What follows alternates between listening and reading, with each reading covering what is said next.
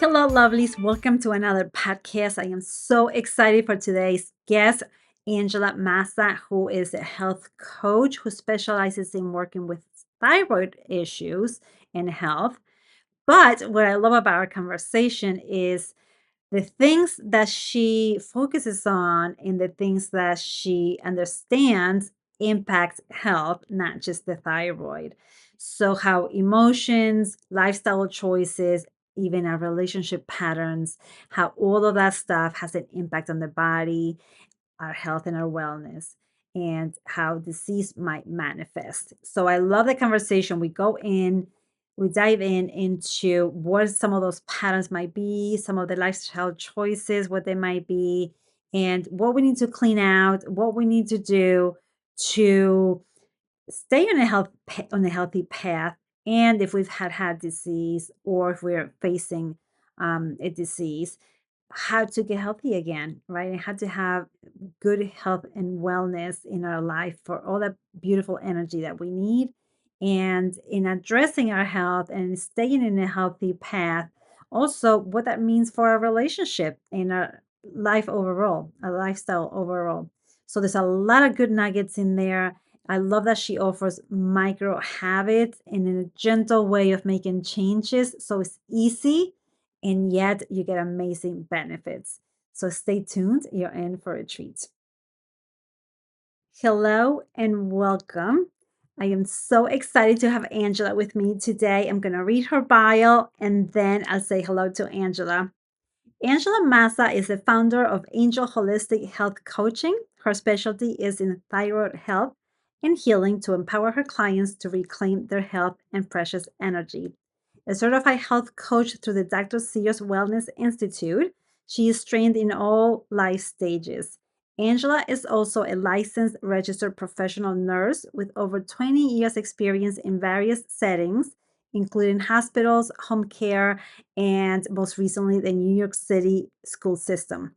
As a mother of three and a cancer survivor herself, she is passionate about empowering individuals and families to take small steps to wellness in order to prevent diseases and manage chronic conditions for living a full life. Without further ado, let me say hello to Angela. Hello, Angela. Welcome to the episode. How are you today? I'm great. Thank you so much for having me. My absolute pleasure and joy, and I'm so excited for this topic. As I share with you when we spoke by ourselves, and as the listeners might know, health and wellness is my little side little thing that I love to do and learn more about. And so to have conversations about this topic is super fun for me. And so thank you so much for agreeing to do this with me today. I'm happy to. Lovely, lovely. So actually, if you want to first start with, before I ask you the first question, just a little bit about what brought you to this journey. Like, what's your own interest in this?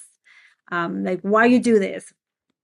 Well, health and wellness has always been my passion since I'm a little girl.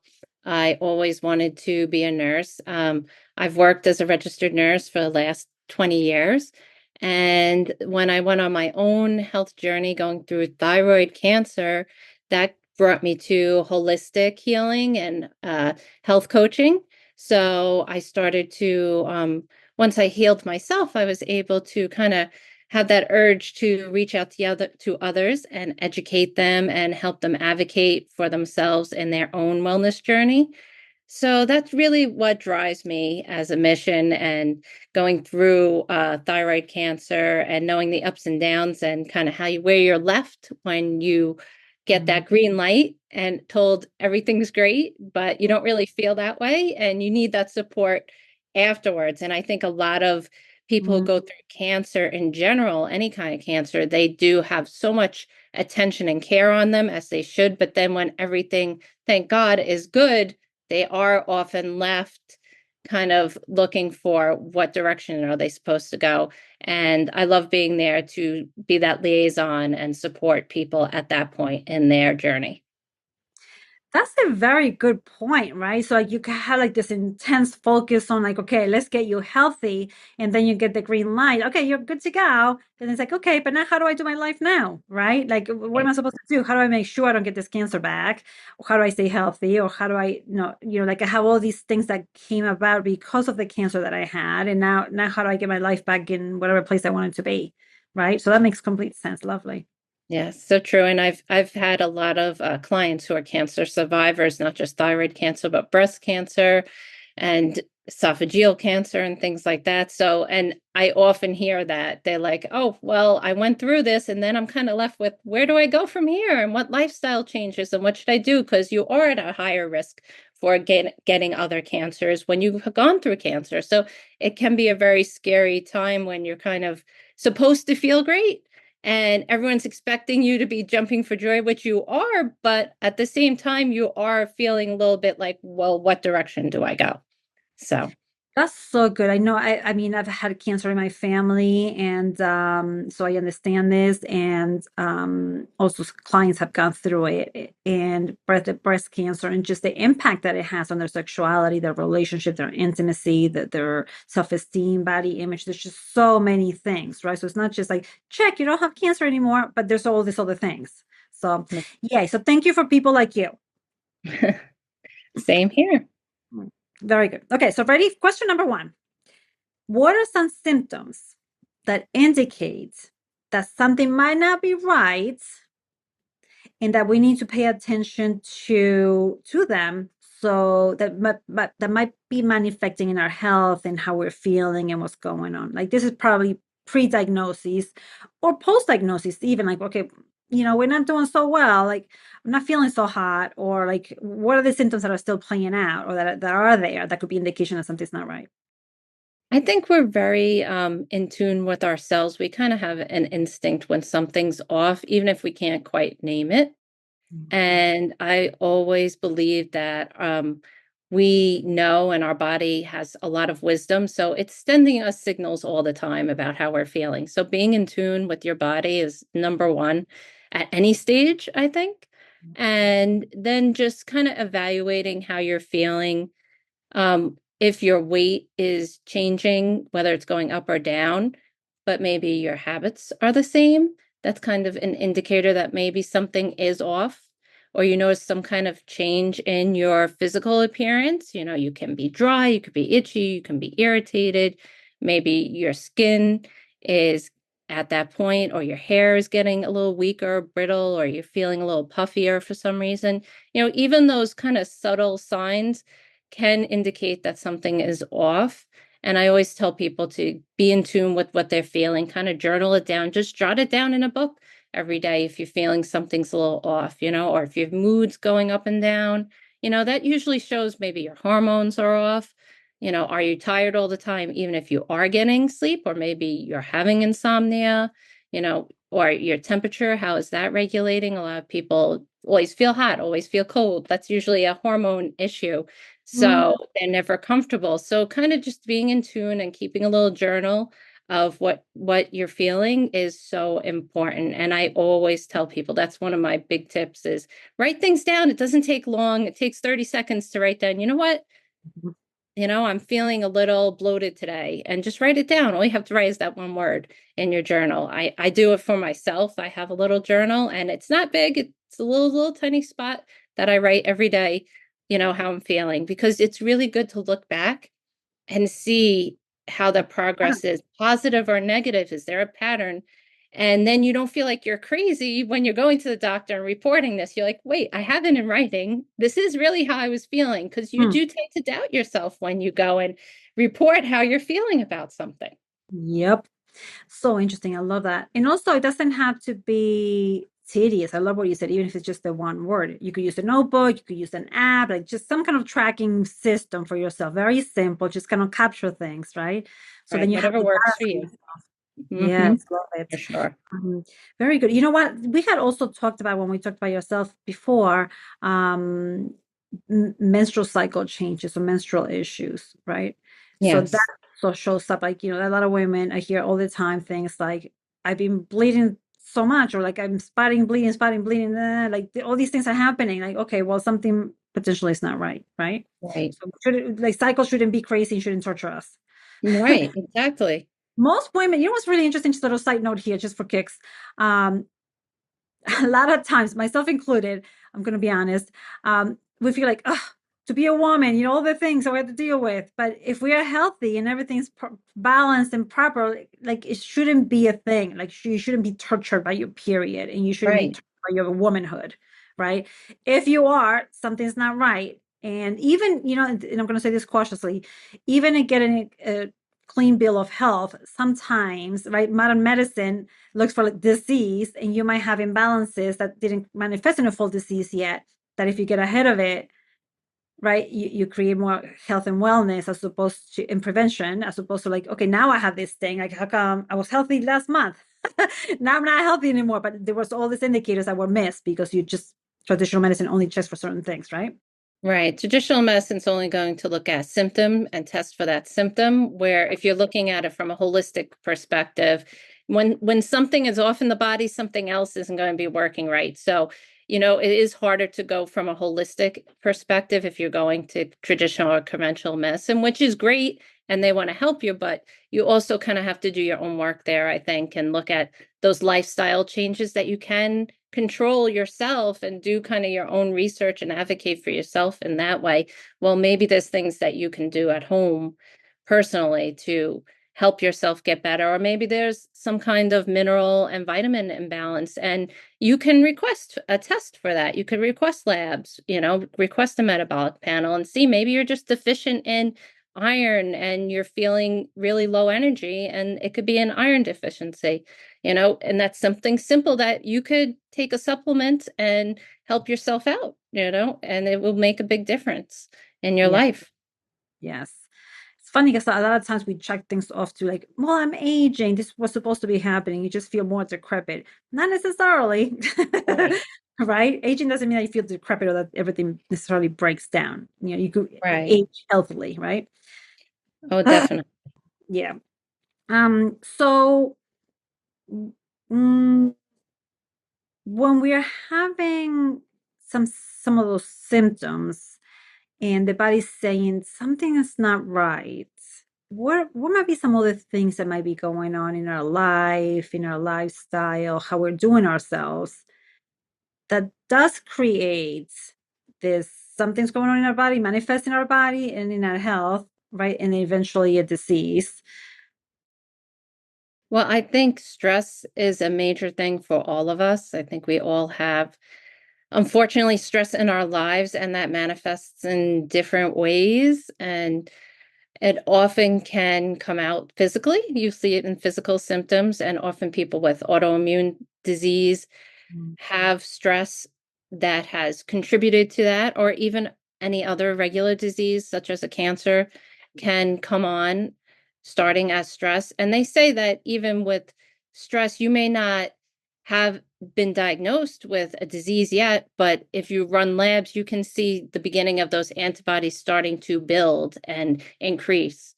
So you will see a lot of stress and those lifestyle, feelings of, those workaholics who always have to get things done, being a perfectionist. A lot of us were raised in that environment, or maybe having people around you that are over controlling, Mhm. or, maybe you yourself are over serving, taking care of everyone else and not prioritizing your own well-being. You do for everyone before yourself. And I often see that with women, especially, tend to be the martyrs who are going to do for everyone before themselves. And it's very common, I know, with thyroid clients especially. I see that they're always doing for others, and they feel guilty to take that time out for their own well-being and their health. And I often have to remind them and work with them to say, if you're not around, you can't help anyone. If you're not being able to get off the couch, you can't help anyone. So it's really important to prioritize yourself so that you can give more to others and help others and feel good in that way. But if you don't have that energy to give, you're going to really be depleting yourself on a regular basis. So stress really, that cortisol really, depletes. And throws off the body, all those hormone imbalances. It really does cause a hormone imbalance if you have chronic stress like that. Yeah, So I think stress is a huge factor. So knowing how to manage stress is very important. absolutely. I love how you also mentioned all the other patterns in there, right? Over helping other people, prioritizing other people, just the grind, the overdoing, the overfunctioning, the perfectionism, right? So all of those things create stress in and of themselves, but the patterns themselves have specific ways that might impact our well-being, not just that one hormone, right? So like Right. how else what other patterns do you see that play out in people's lives or relationships? And what body parts might they affect and in what ways? I often see people don't feel worthy, they feel shameful, they kind of don't want to have confrontation. Mhm. And you'll see that in, pain, pain, they'll have fatigue, they'll have depression, mood changes, and with thyroid especially, it'll cause hair loss. And Mhm. that's a stress symptom as well as a thyroid symptom, which a lot of stress and thyroid tend to overlap.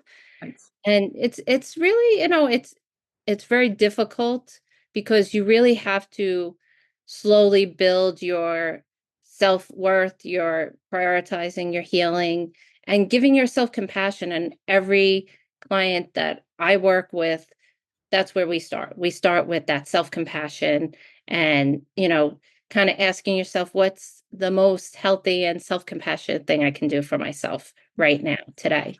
One Yeah. small thing. And that's really important. And I mean, I speak from my own experience because I've gone through all these things. I've had my own emotional stress, my own blockages. We all have some kind of, whether it's big or small trauma in our lives that we have to deal with and learn to cope with.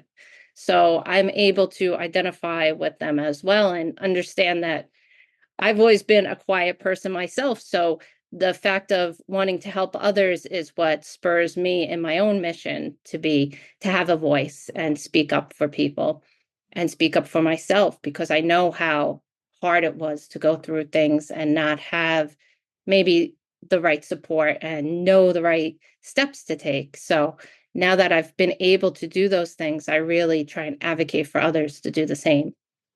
Yeah. So good. Definitely in the health and wellness journey, we see how not prioritizing ourselves, not taking care of ourselves plays a huge role in grinding ourselves, like putting ourselves through the grind breaks down the body, right? Mhm. Um, but I'm loving what you're saying. Additionally, in there are the emotional patterns, not being able, the shame, the unworthiness, unresolved trauma or unhealed trauma that the muscles and the cells hold on to that memory, right? Right. The impact of that energetically. So all these different things that just sit in there unless we deconstruct them or depattern them or decondition them. I've been using all these words recently to help with, okay, how do we do this healing, right? So how do we remove all this stuff so that the body's like, it doesn't have to go like, because of Right. all these blockages and all this stuff that's sitting there, it can't function properly, and then it breaks down, and then the disease comes about. And I especially love the one about being quiet or not having a voice, not being able to advocate for yourself. And I'm hearing that, like, in general, that could be true, but also within our relationship, I see that a lot in couples, right? When people don't want to rock the boat, they don't want to get into Right. another fight, they don't want to upset their partner, they're more worried about their partner's feelings than meeting their own needs or whatever, all the different ways that partners do things. Mhm. Then it's like swallow, swallow, swallow, or hold, and it shows in all the different body parts, right? In this particular one, Exactly. about having a voice, the thyroid makes so much sense, the throat makes so much sense. Right. Right? And you mentioned esophageal cancer before too. Hello, right? Mhm. So interesting. Breast cancer, like just holding on to anger or resentment, like all the feelings, potentially you connect them to different body parts and how unresolved things manifest in different illnesses and in different aches and pains up in your body because of something you're not addressing or resolving emotionally or relationally. Right, and I think it's hard as people do start to heal and do start to find a little bit of a voice and start to set boundaries and speak up for themselves in a healthy way, the people that they've been in relationships with don't understand the change and don't want to accept the change.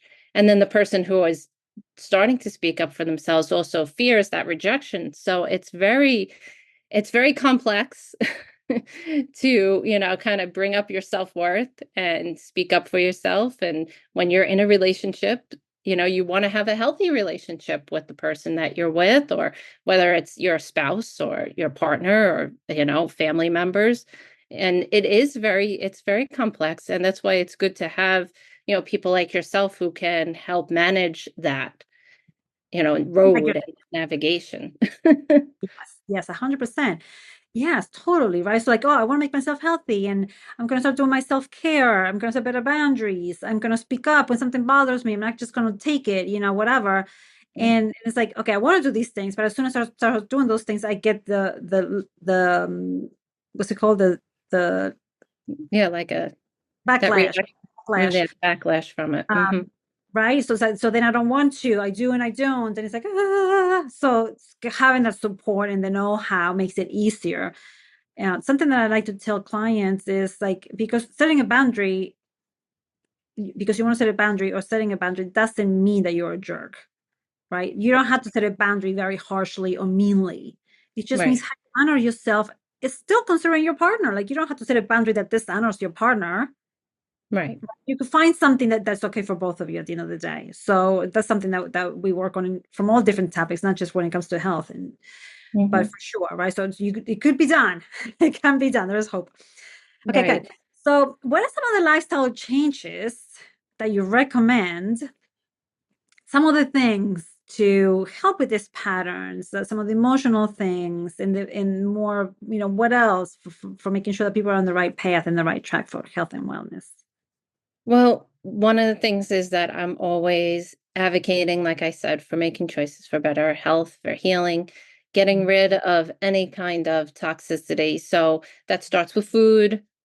You want to get rid of the chemicals in your food because that's going to affect your well-being. You're going to get rid of those chemicals in your products that you're using, whether it's personal care or cleaning products, and then examining your relationships and healing those in a positive way, not continuing maybe something that's a toxic relationship. And we have a lot of relationships in our lives, not just with our partner, there's our families, our friends, and really examining how do you feel after you walk away from a conversation with that person, and kind of reflecting on that. And is that because of what you're feeling, how they're feeling? Is it a positive force in your life? Because you want to do everything to support your health and well-being. And what are the choices you're making for yourself in a daily way? Like I said, are they a self-compassionate choice? Are you Mhm. making that compassion? Are you giving yourself compassion? How are you speaking to yourself on a daily basis? And that's a huge one that I work on with my clients. How do you speak to yourself? And we are often so hard on ourselves. And We're going I say, what would you say to your friend, right? How would right. you speak to your friend? That usually helps, or your child. It often helps with speaking better to yourself, because people really beat themselves up, as I'm sure you've seen as well. And Yeah. that's a huge one. So I love that. So there's like three slash 3.5 areas here that you mentioned. So why don't we go through each one a little bit more so the listeners can have an idea? Okay, so if I want to make sure that I'm on the proper health and wellness journey, and as I'm considering getting support for myself, if that's what I need, what can I start thinking about? Oh, Angela mentioned food, right? So, and then chemicals and then relationships. How do we remove toxicity from our life that might be hurting ourselves, right? So, in food, any suggestions there that people could start thinking about what to remove? With nutrition, I would always say, eat what is grown. So looking for fruits, vegetables, those outer rims of the supermarket, Yes. those lean proteins, if you could get grass-fed, if you can get organic, if it can fit into your budget, if it doesn't, go with the ones that are the healthiest. And the biggest ones are going for frozen foods that are often more smart to get because you can have them frozen, they won't go bad, and you Mm. can use them and stay healthy. So really going to, avoiding those processed foods, those box, and then learning how to read a label, which I definitely go into with people, but you can look that up yourself and just see what, the least ingredients, the better you are. Being able to understand what the ingredients are. Those are all key things to look for when Yeah. you're looking at food. Yeah, for sure. So from what you said, I'm hearing hormones in the meats or pesticides, like things like that, right? So are there other things more specifically to look at that pollutes our food that we don't even, the usual consumer doesn't think about or realize? With meats, I always go organic or grass-fed Mm. to and with fish, I always go with like Alaskan salmon because they have to be free of pesticides in Alaska. So you could buy Okay. those in the frozen food. See? They have the Alaskan salmon. And Right. I always look for things that were wild caught also with the fish because wild caught is going to be better than farmed. So Yes. you'll have less pesticides. And then if you are buying something in a box, you want to look for, no additives, no colors, no hydrogenated oils, things like that you want to look for. Those no's. Oh man, so that's so funny because I did a podcast right before this coming up right before this one that came out already by the time this launches. But that conversation also was talking about healthy habits, and the focus was removing unhealthy things. So this is very similar now.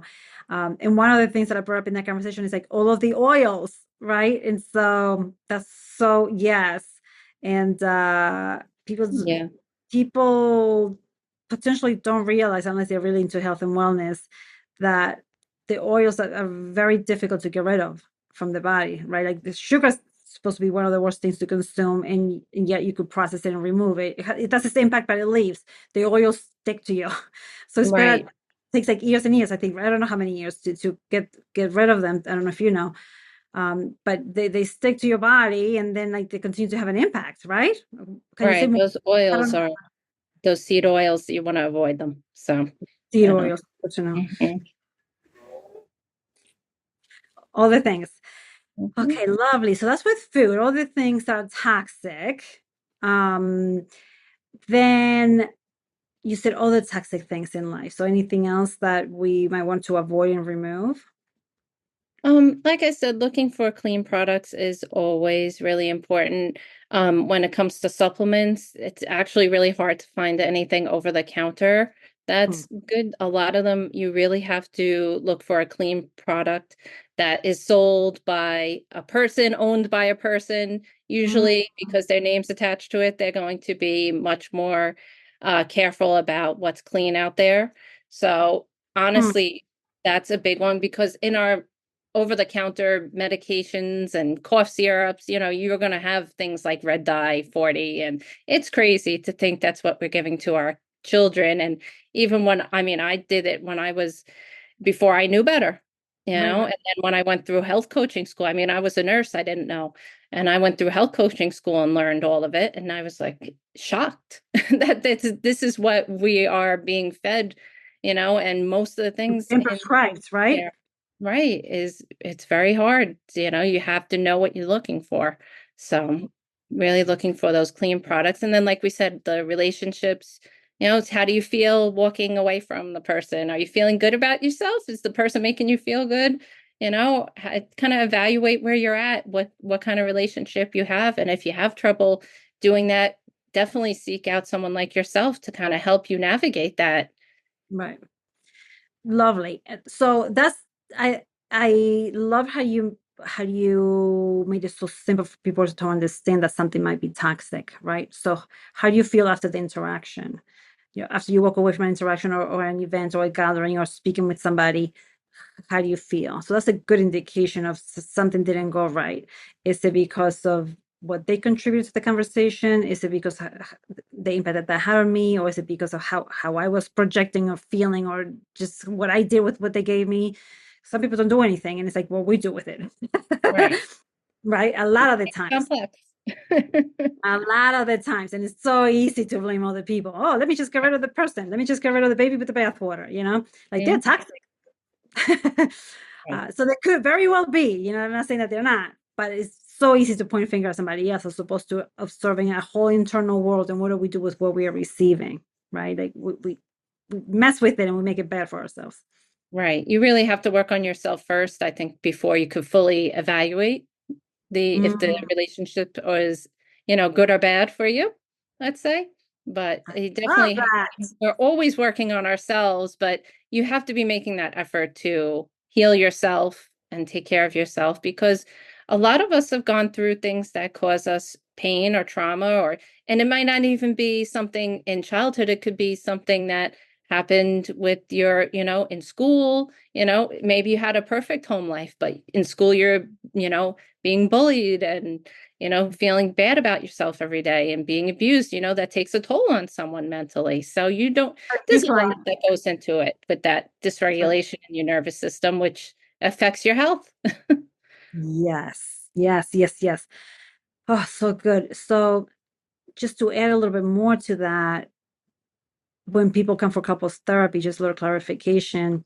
And of course, you could work on the relationship. It doesn't mean that you don't work on yourself, right? And you don't solely need to work on yourself before you could address things in your relationship. They could be done together, just so that people don't feel like, I would never feel and fix things, and it's hopeless.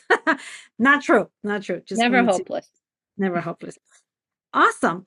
Um, so anything else in terms, so we started about removing toxicity. So things that you would add that you already mentioned a lot of compassion. You didn't say self-love per se, but that's what I heard.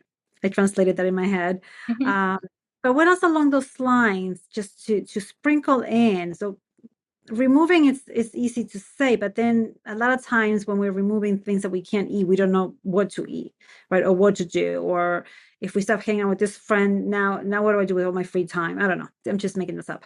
But do you know what I Right. mean? Yes, well, as a coach, I've always try and focus on adding instead of taking away with Right. my clients. So I always focus on before we even worry about taking something out, just let's start adding in the good, and that kind of pushes out the bad. So, looking for those green leafy vegetables if we're talking about food, having your fruits in the morning, having your glass of water. Water is a huge one. So, because hydration is so important to every cell in our body, our Yeah. well-being mentally and physically, and it really affects our energy levels. So adding that water into our system. So that's a big thing when we're talking about toxicity too, because we're flushing out our system by having the more water we're adding in. So maybe you're Hmm. not a water drinker, and many people aren't. Maybe just add a glass in the morning. I'm all about small steps to wellness. So we do things very slow, very gradually. So, each week you're adding something in that's really small and simple, like a glass of water to help your well-being. And then that self-love, like you said, it's funny because I call my thyroid program the Thyroid Love Program, about giving yourself love, because Yay. I'm all about that. And it's really about just doing those daily little actions to support yourself. Does this support my healing? And does this support my well-being? And kind of just working on it. So we'll do like a daily affirmation. I'll send out every Monday morning a quote to inspire them, to let them know I'm supporting them. And we'll do those, like here's 3 little short affirmations to say every morning to yourself. And we just start like that, just to work on adding good things in before you're even talking about, how your relationships are going. Just working, like I said, starting with yourself, working on the relationship with yourself and speaking kindly to yourself. And then one of the other things is I try and work in gratitude, because I always start my session with, what are you grateful for today? And look on what you're grateful for. Because that's something that even before I did coaching and before I went through health coaching school, when I went through difficult times, whether it was cancer or trauma with my own children or my father having cancer, I always had that gratitude that kind of carried me through. And so it's kind of like that pillar for me. So it's Beautiful. something I feel that is very important. And there's so many studies done on how well that changes the brain and helps the brain. So it's a big, Totally. Absolutely. I love that. You said something that I wanted to comment on. It fell out of my head, like I like to say. Sorry. It's all good. It's all good. Um, yeah, so adding all these little things, so gradually making the change into more wellness, into more health, into having your own back, right? So Right, like adding little habits to your routine, to your day, to your lifestyle in a way that serves you, support yourself, nourish, right? And then as you fill in your plate with good food or your routines with good habits, there's no room for the bad stuff, right? Or to the things that don't right, support you or that hurt you. So that's a right. great tactic to do. So some things we need to remove, right? But we have to like, oh, stop that right now.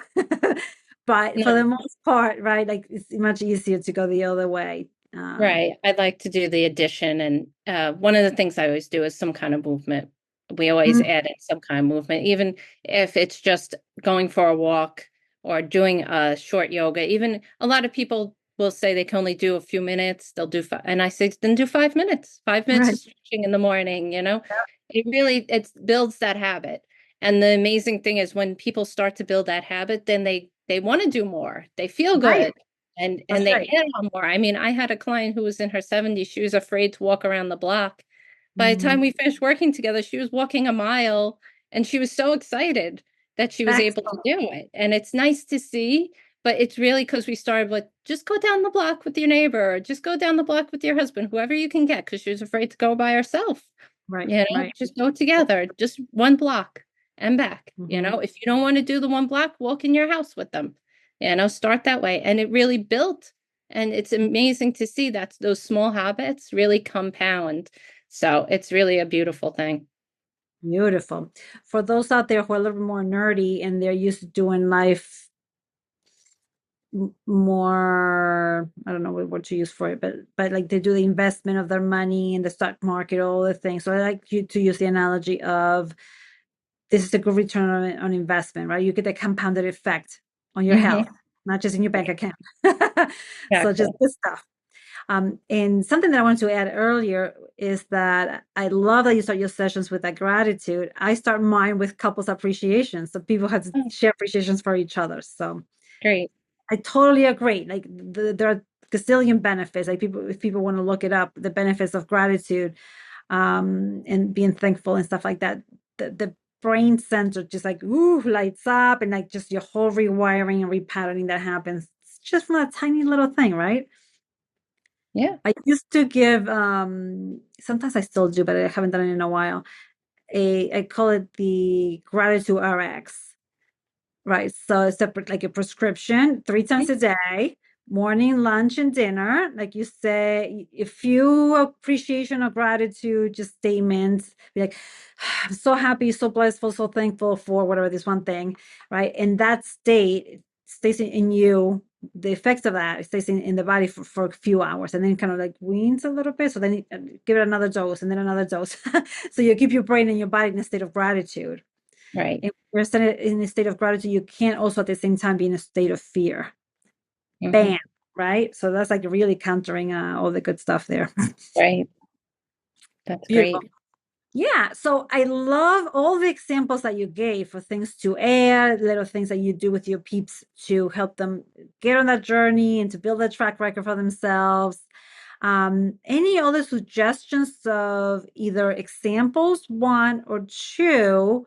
Um, how can people do this for themselves to kind of like, okay, I'm gonna try to do this thing, and I want to get myself on a good path, or just shift gears here.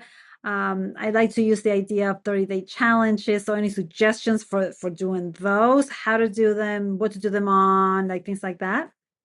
I love 30-day challenges. What do One you of the like about them first? Tell us what you love. I like about them that they give you a set time that Mm, you're just committing yourself to 30 days. right. And they're usually very small, very simple. They're not too involved. They're not a lot of work. So it's just one task that you're giving yourself for 30 days. And usually I would say you track them typically. Right. So whatever works for you, like we were saying before, I would definitely track in some way, whether it's an app. You want to track it on your calendar. You want to write things down. I think tracking makes a big difference. And tracking, if you're not used to it, can be a pain. It's definitely not easy. Another habit. Right, it's a habit. Mhm. But a 30-day challenge is really great to do because you see the difference in 30 days. So there's a couple of different things you can do. One of the ones I like is a water challenge. Getting up every morning and starting with a glass of water is the easiest way to start. And Mhm. then gradually increasing your water intake throughout the day, having that water bottle with you throughout the day and just having it next to you, carry it around. And if you go out in the car, have your water bottle no matter where you're going, even a short trip, Yep. always having your water with you, and you will increase your water intake naturally. And I mean, you can, challenge yourself to do more throughout the weeks, but I would definitely start slow and just kind of reward yourself after, 5 days. And Mm. not that it has to be a reward like you're going out to eat. It could be a reward like you're giving yourself a pat on the back. Maybe you're posting it on social media that you went 5 days, kind of add people in. I always think it's great if you could get a partner or a buddy to support you and Right. do something like a challenge with you. If you have that supportive partner, it kind of keeps you accountable for Love it. it. Yes. So, just asking a close friend, do you want to do this water challenge with me? Most friends are going to say, "Oh yeah, this will be great. Let's do it." And then, you could even just text each other and that's your way of Right. journaling or tracking that you did it. Right. And having I drank my glass of water and maybe you don't like to have plain water, but you could throw like the frozen fruit in there or a lemon or a cucumber, something to flavor it up and make it, more appealing. And then you could add to it as each week goes on. You could do something different, look up different types of flavors, see what you like, I mean, different, fun. hydrating foods and Mhm. see, well, what else gives me water besides that glass. Right. So, and there's a lot of great challenges that you could do. I mean, I love a gratitude challenge where every day you write something you're grateful for. You could start with one thing, you could add every day and go to 3 things a day. You could do that at night before you go to bed. It's a nice way to kind of unwind right before bed, kind of works into your life. I always like to attach a habit to something you're already doing. So it's easier, as soon as I wake up and I have my glass of water next to me, I'm going to drink it. As Right. soon as I brush my teeth, I know I'm going to write down what I'm grateful for. You attach it to something you're already doing, it makes it much easier. I love that. So I love how tricky you are in there. Like there's a so and I love see the water right there, so good. But what I loved about the way that you described that, you have not only like a very small micro habits, something so simple and easy, like anybody could do it for the most part, right? If you want to. One, two, easy way of tracking, all kinds of different ways of tracking it you mentioned, so good. Then you added the progression of that habit. I love that. Right? So like you start with just the one glass and then you add maybe at this other times or more ounces or whatever, like as you go. Or I went through this many days, right? Like something that it progresses the amount that you're doing. So you're getting better and better as you're going. Right. And also rewarding yourself, like like little streaks, tracking and this keeping streaks is like so nowadays is like a thing, like we are familiar with the concept of keeping streaks, right? So like, oh, I did it for 5 days, let me do it for 6 days, right? So that's another thing in there. And what was the last thing in there that you said that was really, really good? Oh, and then the habit stacking, right? So then you attach it to something else. So then like your brain already knows to brush your teeth every day. Like that we got. Right. Some people are lazy, but like you got that under your belt for the most part. So perfect. Like touch it to something else. So when I brush my teeth, I also do this, right? Perfect. So something that I throw in there when people are having a hard time doing these little things for themselves, right? Like the resistance is there, like I have no time, or I can't remember, or like I don't know, whatever all the excuses that people give. But it could be as simple as like I start with like one micro habit that could be it is like deep breaths, right? Like you're breathing already. Right? Like you're not ever not breathing.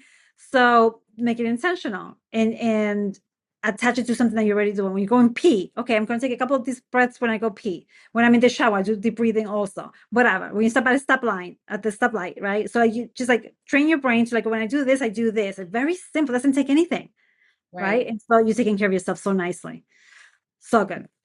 I love Perfect. that you said the breathing because that's the probably the number one thing I tell people when they ask me, what's the one thing I could do for my health? And I say Mhm. breathe because you're exercising your lungs, you're relaxing yourself, it just triggers that relaxation response in the Right. body.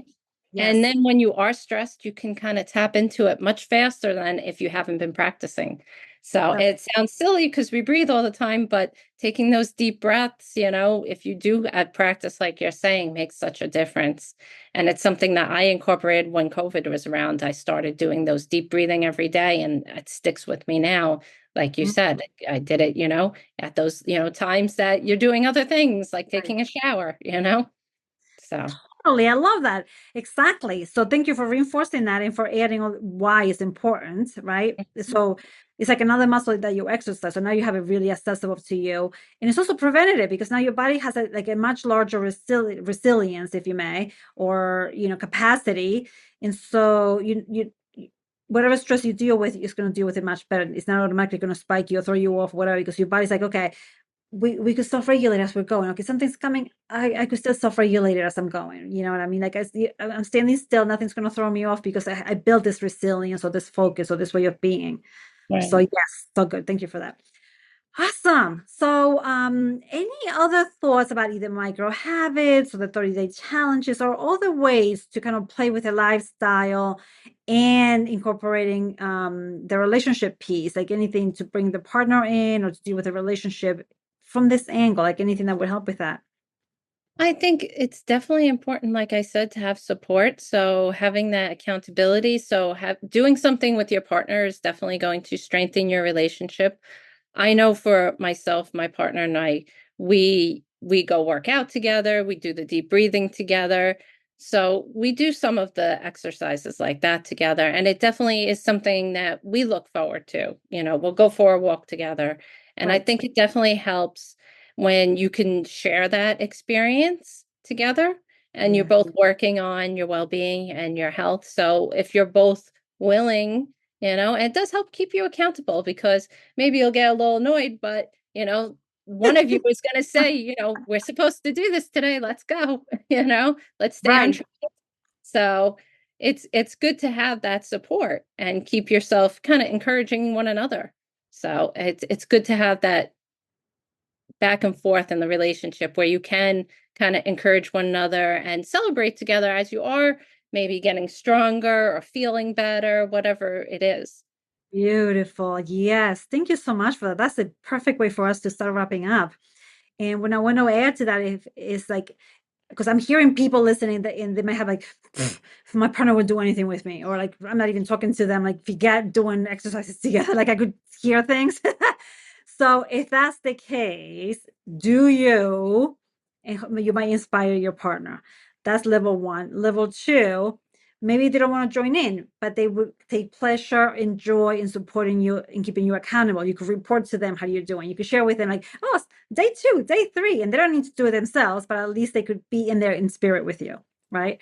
And so Exactly. then you could keep adding more to that the relationship gets better, as your health gets better, and that things improve. I agree. That's perfect. Beautiful. Well, Angela, thank you so much. Actually, so last things before we say goodbye for the day. Um, do you want to share a little bit about how these things impact the thyroid? I know that that's your specialty, so did you want to hone in a little bit more just so the audience knows if they're dealing with thyroid issues or some of the symptoms that are thyroid related? Do you want to connect that a little bit more for people and then maybe share Sure. what you offer services?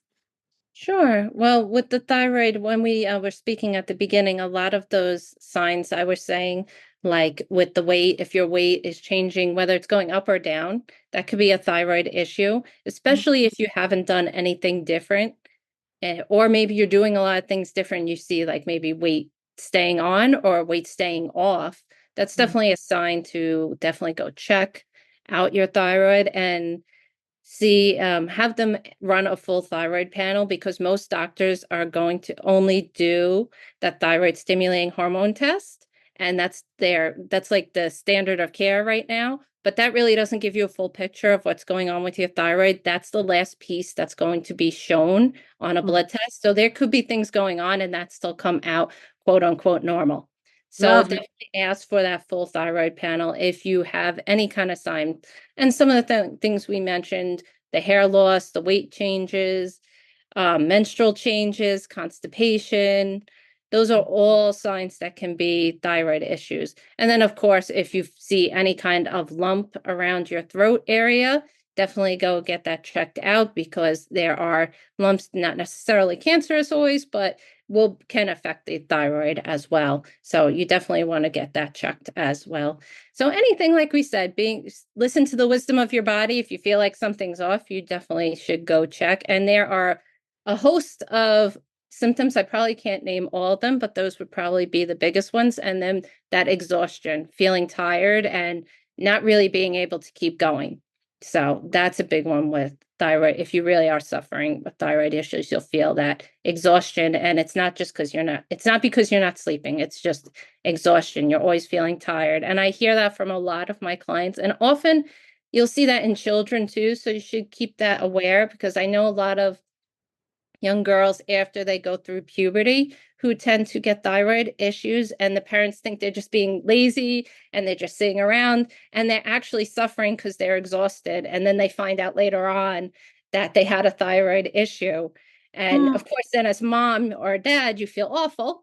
Yeah. But it's something to be aware of if you're a parent to definitely go ask for that full thyroid panel for sure.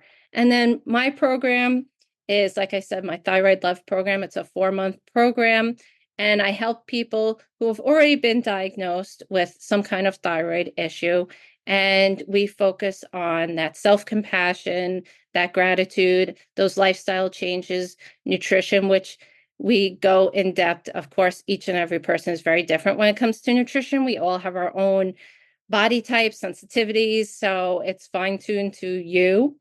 And then we do some of those movement goals, like I said, to keep yourself healthy, that holistic approach. And then I do a lot of education within that. So you can go and speak to your doctor intelligently and advocate for yourself and know what you're talking about when you're discussing tests and know how to take your thyroid medication and what interacts with it, because there's so many things that do interact that nobody ever tells you. And I know firsthand, being a thyroid patient, that I was not told a lot of Mm. things that could interact.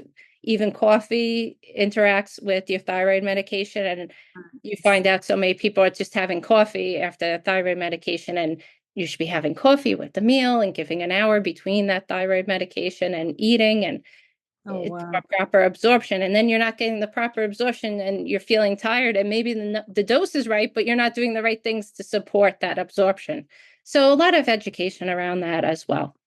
Excellent. There's so much micro nuances and things in there. Like you just fine tune one or two little things, and it's like, ah, right? Right, right. And I feel so much better now myself, and Good. than when I had a thyroid, because I had my thyroid fully removed. So I always have to be on medication. So I have to make sure I'm balanced. So it's very important to be on top of all of that. But Yes. so many people feel like they can never feel good again because they had their thyroid removed or had a thyroid surgery. And that's just not true. You can feel good again. You could be strong. You could do all the things. So, you just have to do it slowly. And I'm all about those slow steps, and Good. taking it slow and gentle. Very, very nice, Angela. Terrific. So good. So I know that you have a gift to offer, or maybe even two gifts. Do you want to share with the audience what they are? And don't worry, people, about writing this down. I'm going to put it in the description and in the show notes so that you could access them. But if you just wanted to explain what are you giving? Sure. I have two freebies, let's say, Yep. that I have one that's just questions to talk to your thyroid doctor about so that you understand what's going on with you, like we were discussing, so you can advocate for yourself and understand fully, because you should be a partner in your care with your doctor. They shouldn't just be telling you what to do. You should understand why you're taking something, what's going on with your body, and be able to discuss, how to move forward together. Yes. And then I have my Thyroid Love e-guidebook, which Mm. has a couple of good thyroid supporting recipes in there, as well as loving considerations with some of those tips for taking medications and how to support your thyroid well. Beautiful. How generous. I love it. Thank you so much. Thank you. So, in all, beautiful conversation. So satisfying to hear a fellow wellness geeko. And I love that you had your own experience, and from that you dove in. So you have a lot to offer from a personal perspective, and just from you're a nurse by training, and then you're coaching, and then your personal experience. So you're robust in what you're saying. So I love that. Thank you. And so, Angela, thank you for sharing your time and all your wisdom and all your nuggets with us today. Well, I appreciate you having me on. Thank you so much. My joy. Thank you. And to the audience, I'll see you at the next one. Bye.